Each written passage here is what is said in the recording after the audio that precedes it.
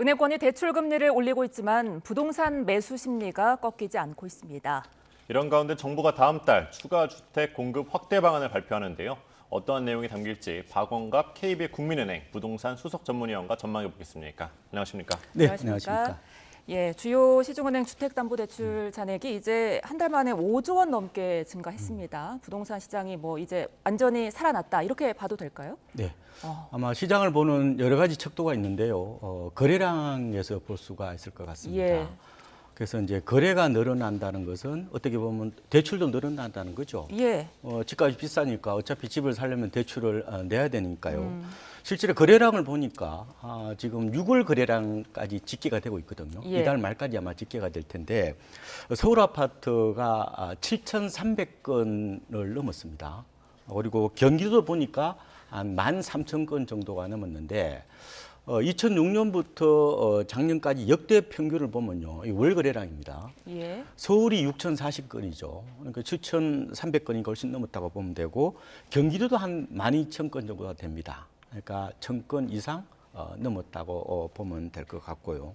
특히 서울이 이 지난주에 주간 상승률을 보면은 0.3%잖아요. 굉장히 높은 겁니다.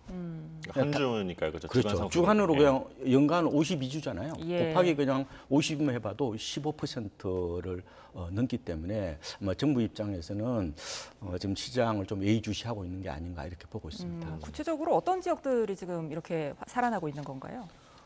서울하고요. 그다음에 경기, 인천 쪽이 좀 활발하게 거래가 되고 네.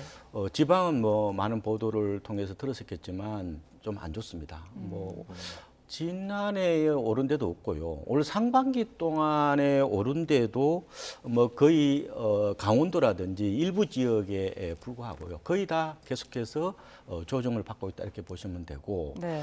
지금 시장을 어떻게 보면 이중양극화라고도 볼 수 있지만 또 삼중양극화라고 얘기도 하거든요. 예. 다세대 다가구는 서울 지역에서도 또 거래가 많지 않고 가격도 떨어지고 있습니다. 그래서 지금 예. 문제는 뭐냐면 바로 지금 수도권에 있는 아파트의 문제다 이렇게 보시면 될 것 같습니다. 그럼 수도권 아파트라고 하면 뭐 서울 안에서도 강남 다르고 강북 다를 텐데 대부분 다 상승세를 지금 띠고 있는 건가요? 대체적으로 아마 플러스를 보이고 있는데 예. 다만 과거와 좀 차이가 나는 게 과거는 이제 동조화 현상이라고 그래서 같이 움직였잖아요. 근데 지금은 노도강 이런 쪽은 오히려 일부 단지들은 마이너스가 나올 정도로 시장의 온도차가 심하다 이렇게 보시면 되는데 예. 이런 게 이제 주택 시장의 핵심 수요층과 약간 구매 패턴이 달라져서 그렇습니다. 주로 이제 MZ 세대들은 아무래도 이제 새 집을 선호하는 더 그런 경향 예. 그리고 이제 갭 투자가 과거처럼 그렇게 많지는 않습니다. 오히려 이제 정주 공간이라고 해서 살 집을 사는 경우가 더 많죠. 그래서 최근에 아마 보도를 통해서 들으셨겠지만 뭐 성동구 이런 데가 많이 올라왔다 이런 얘기 들으셨을 텐데 예. 그게 아무래도 뭐 금호동이나 옥수동에 재개발이 활발하게 진행되면서 신축이 많잖아요. 그리고 강남이나 도심 접근성이 좀 좋다 보니까 주로 이제 30대 후반, 40대 초반 MZ 세대들이 좀 사자에 나서고 있다. 이러다 보니까 서울도 같은 서울이 아니라 굉장히 온도차 혹은 이런 차별화 양상이 좀 커지고 있다. 이렇게도 해석을 해보고 있습니다. 그 말씀해 주신 대로 20대와 30대 사이에서는 뭐 얼어 죽어도 신축 아파트, 뭐 얼죽신 이렇게 얘기를 네. 하는데 그러니까 다세대 다주택은 또 피하고 또 이렇게 신축 수도권에 있는 아파트만 좀 선호하는 이유 또는 그 배경에 대해서는 좀 뭐라고 보십니까? 제가 보기에는 한 두 가지 정도로 꼽을 수 있는데요. 일단 풍요로운 시절에 태어난 선진국 국민입니다. 그러면 주거 만족도 중거점이 높을 수밖에 없죠. 예. 위 세대들은 따뜻한 물만 잘 나와도 난방만 잘 돼도 외풍만 없어도 뭐 좋습니다 이런 경향이 있고요. 그리고 이제 두 번째로 보면은 이 안전에 대한 어떤 강박증 같은 게 있는 것 같습니다. 그래서 이제 다세대 다가구 가기보다 아예 오피스텔을 가려는 어떤 그런 경향들이 MZ 세대 사이에서 많이 나타나고요. 굳이 하나 더 언급하자면은 가치관도 좀 있는 것 같습니다. 현재주의적 가치관. 그리고 이 욜로라고 많이 하잖아요. 예. 그런 경향. 그래서 기성세대처럼 이 몸테크를 잘 안 하려고 그럽니다. 그러니까 낡은 아파트에 가서 옛날에 보면 뭐 꺽 먹고 알 먹고 이렇게 했잖아요. 예. 뭐 재건축되어서 나중에 뭐 돈도 버는 그런 관념이 좀 기성세대보다는 좀 약하다. 그러니까 지금 당장의 행복이 더 중요한 겁니다. 그러다 보니까 이제 신축으로 쏠림 현상이 나타나고 물론 요새 뭐 신축 아파트들 보면은 커뮤니티 시설이 잘 돼 있잖아요. 뭐 헬스 시설이라든지 이런 게 잘 돼 있다 보니까 아파트가 좀 진화하죠. 그러니까 이 소득이 높으니까 당연히 새 아파트를 이제 그 선호하는 경향이 좀 짙어질 수밖에 없다 이렇게 보는데 예. 이게 시사하는 바가 있어요. 뭐냐면은 전체 재고주택 양도 중요하지만 준공 물량이 어느 정도 되느냐, 이게 신축 물량이 어느 정도 되느냐도 네. 주택 시장에 매우 중요한 어떤 포인트가 됐다는 겁니다. 예. 시장의 영향력이 훨씬 크다 이렇게도 볼 수가 있을 것 같습니다. 예.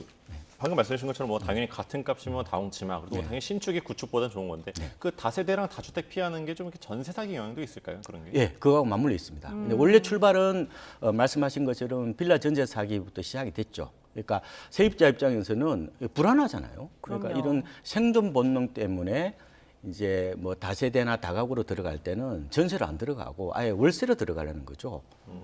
뭐 전세는 아파트로만 이제 쏠림 현상이 나타나는 거고. 근데 집주인 입장에서 생각을 해봐요. 그러면은 새로운 세입자를 전세로 받아야 되잖아요. 예. 그래 기존 세입자를 내보낼 텐데 계속 월세로만 들어오려다 보니까 수요와 공급에 엇박자가 발생하는 겁니다. 그러면 그 살려는 분들도 목돈이 없잖아요. 그러다 보니까 지금 매매든 전세든 굉장히 좀 침체라고 보면 되는데 다만 최근 들어서 거래는 약간 늘어났어요. 그런데 네. 아직까지는 뭐 과거처럼 크게 아파트 대체제로서 어떤 기능을 하기에는 약간 시대가 조금 변했다 이렇게도 저는 분석을 해보고 있습니다. 예, 이런 가운데 내일 무순위 청약이 시작이 됩니다. 반포와 목동, 동탄 등에서 이제 진행이 되는데 여기에 뭐 100만 명 이상 몰릴 거다 이런 예상들이 있더라고요. 어떤 이점 때문입니까? 일단은 분양가가 좀 싼 것 같아요.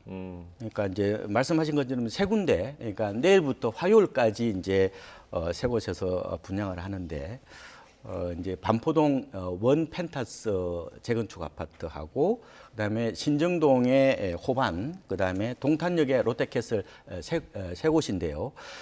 동탄역 롯데캐슬만 줍줍 개념이고요. 나머지는 그냥 일반 청약이라고 보시면 될 것 같습니다. 예. 근데 이제 그 반포동에 있는 원래 신반포 15차 재건축을 하는 건데 일반 분양분이 한 292가구 정도 돼요. 취업 되잖아요. 네. 그리고 이제 목동 건은 같이 이제 이틀 동안 그 청약을 하는데 이거는 이제 계약 취소한 데 따른 재공급입니다. 네. 뭐그 두 가구밖에 안 되기 때문에 예. 이거는 일반 그 과정을 밟는다고 말씀을 드리고 싶고, 그런데 이제 동탄 롯데캐슬은 한 5가구 정도가 나오는데요. 이 중에 막 줍줍도 좀 포함이 돼 있는 것 같습니다. 그런데 이제 제가 분양가 말씀을 드렸는데 33평, 그러니까 국민주택 규모로 따져 보면은 그 반포 아파트가 한 23억 정도. 아이고. 그다음에 목동은 한 7억 정도. 예. 그다음에 동탄은 한 6억 정도라고 보시면 될 것 같습니다. 예. 그리고 경쟁률이 보통 이렇게 되면 얼마나 예상됩니까? 기본이 100대 1이죠. 기본이 100대 1이요. 예, 그러니까 뭐 아까 반포동 같은 경우도 분양가 상한제가 적용되지 않습니까? 그럼 당연히 분양가가 뭐 주변 시세보다 뭐 15억에서 20억 차이가 난다 얘기를 하는 거고, 목동도 뭐 거의 전세값이다 이런 얘기도 하고요. 동탄도 역시 굉장히 싼 상황이기 때문에 아마 내일하고 모레는 아마 청약을 제법 많이 할 것 같습니다. 근데 뭐 아무리 싸다고 해도 괜히 뛰어들었다가 낭패를 볼 수도 있다고 하더라고요. 그러니까 운도 따라야 되겠죠. 운이요? 추천제 물량이 제법 있습니다. 예. 운도 따라야 되지만 작은 문제. 그러니까 아까 제가 반포동 말씀을 올렸잖아요. 근데 이게 후분양을 하거든요. 근데 이제 당장 이제 필요한 돈이 계약금 20%예요.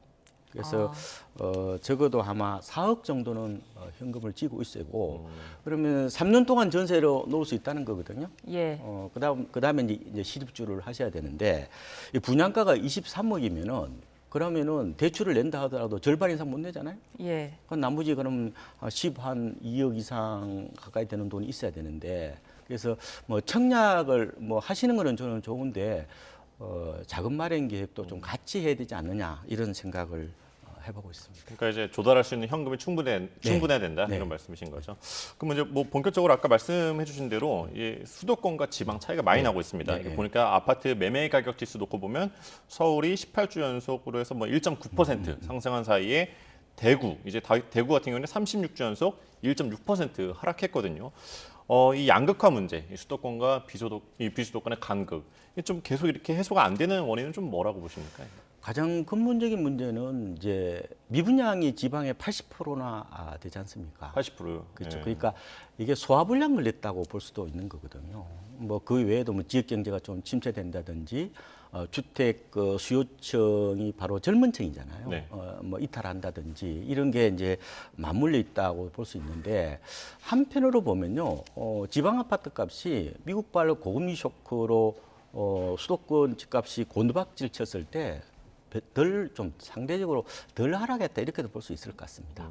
오히려 많이 올랐던 수도권이 많이 내리고. 그렇습니다. 그러니까 어떻게 보면은 2022년에 미국발 고금리 쇼크가 터지면서 아파트 실거래가를 보면은 서울, 경기, 인천이 거의 22% 똑같이 빠졌거든요. 근데 지방은 10%밖에 안 빠졌습니다.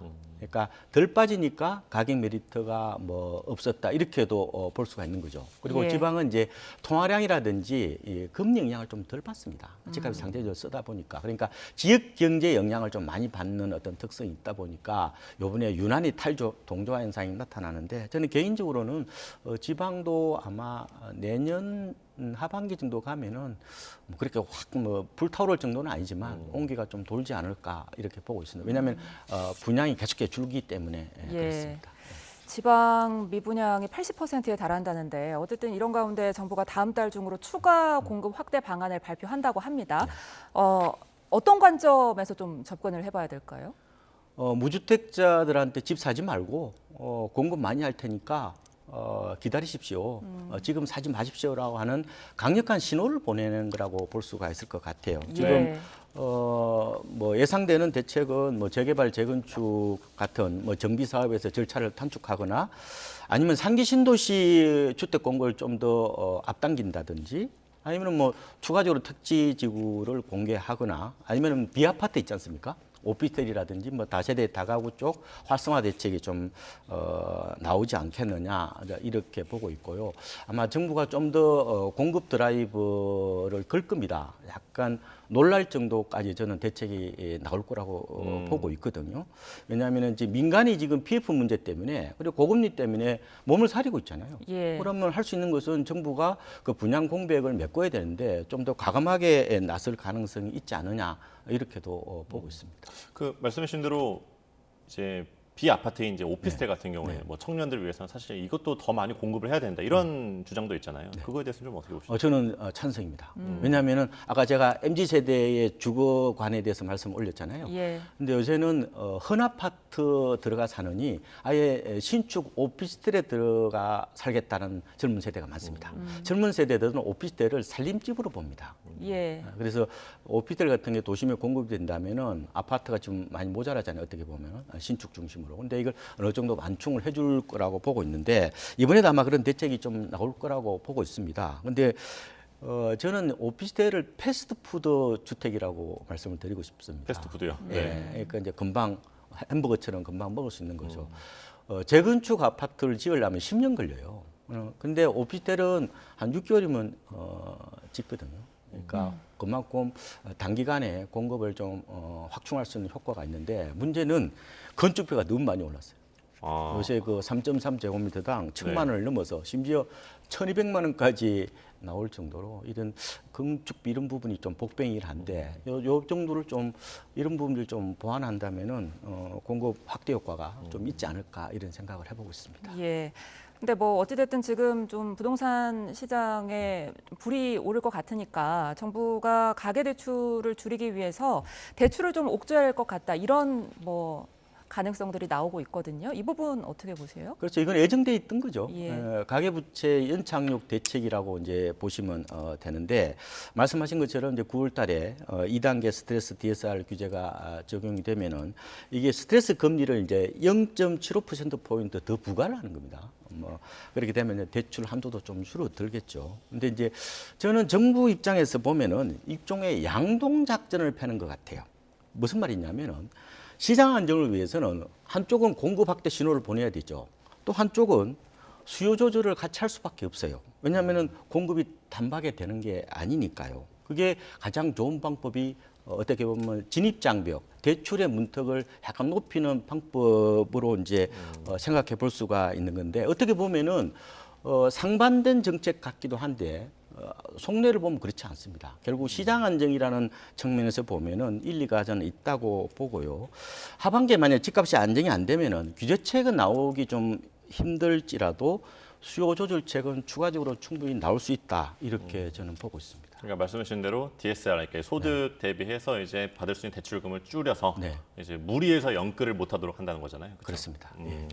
즉 그리고 이제 이 대출뿐만 아니라 이제 그 전세 보증 수수료율 같은 네. 경우에도 정부가 좀 손을 보겠다고 얘기를 하고 있는데 좀 이제 현실화 얘기를 하면서 주택도시보증공사가 이제 이 보증 수수료를 이렇게 좀 현실화하겠다는 이유가 뭡니까 이게? 그러니까 이제 그 보증 사고가 너무 많으니까요. 그러니까 이제 허그 입장에서는 이게 적자 행진이 계속되다 보니까 아마 감내할 수준을 넘어섰다 이렇게 보고 있는 것 같아요. 이번에도 적자가 심했잖아요. 예, 그래서 지금 작년에 보니까 단기 손실액이 3조 8천억 원입니다. 네. 어마어마한 거잖아요. 이게 결국 공공재원이잖아요. 그러다 보니까 결국은 이제 허그 사장이 이제 얘기하기를 보증사고 리스크가 높은 것은 조금 이제 보증료를 올려야 되는 게 아닌가. 낮은 건 또 낮추겠다 이렇게 차등화하겠다고 얘기를 하는 건데 결국 이제 서민들한테는 뭐 큰 부담이 없도록 하겠다는 건데 제 생각에는 약간 좀 오를 것 같습니다. 결국엔 세입자 부담 아닙니까 이게? 예, 결국 그렇게 될 수밖에 없을 것 같습니다. 예. 근데 이제 아마 어느 정도 금액에 따라서 차등화는 좀 되겠죠. 예, 끝으로 세법 개정안 좀 간략하게 짚어보겠습니다. 지난주에 정부가 세법 개정안을 발표했는데요. 부동산 관련 내용을 보자면 혼인 그리고 인구 감소 지역에 대한 뭐 세제 특례를 주는 것 같아요.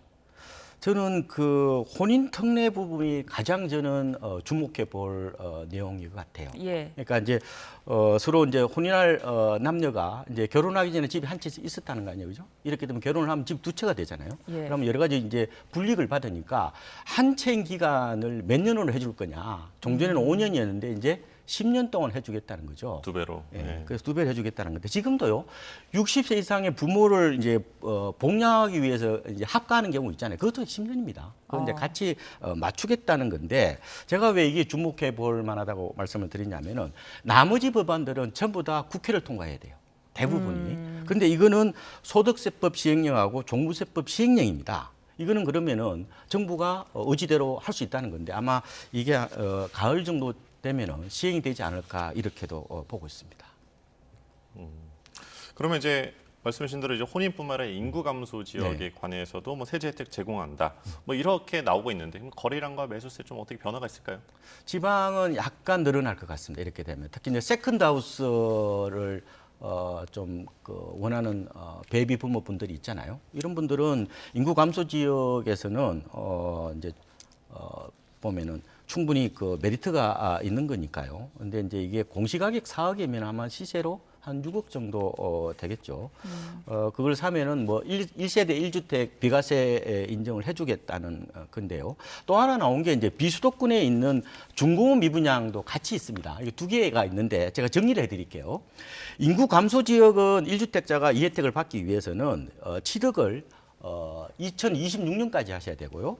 그다음에 비수도권의 그 중공업 미분양은 내년 말까지 사셔야 됩니다. 네. 그리고 금액은 인구 감소 지역은 아까 말씀드린 대로 공시가격 4억 원 이하고요. 그다음에 중공업 미분양은 분양가격 6억 원 이하여야 된다.